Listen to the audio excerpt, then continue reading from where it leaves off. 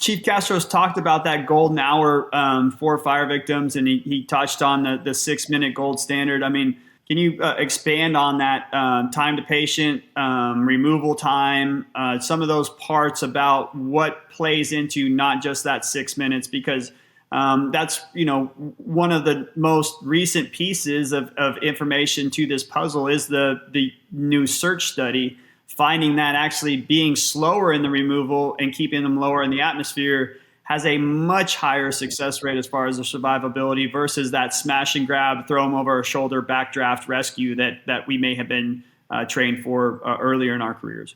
The shorter the time that somebody's inside, everything else being equal, I know some people have a problem with that statement right there, but if everything else is equal, the longer you are inside, the worse off you're going to be. I think we can all kind of understand that.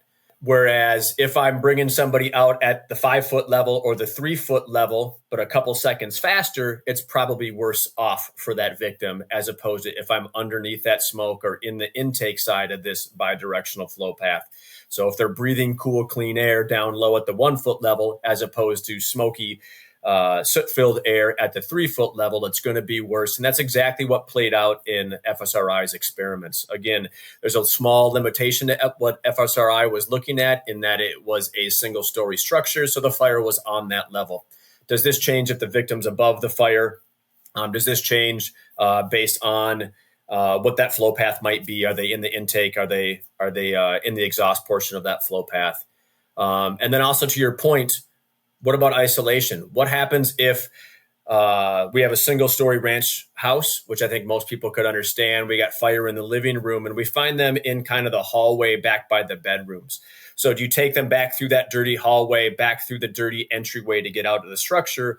Or do I take them, move them over 1 foot, close that door? Now I can ventilate and isolate and wait for a couple seconds. It might take me a little bit longer to get this person out, but I brought them into a cleaner atmosphere sooner.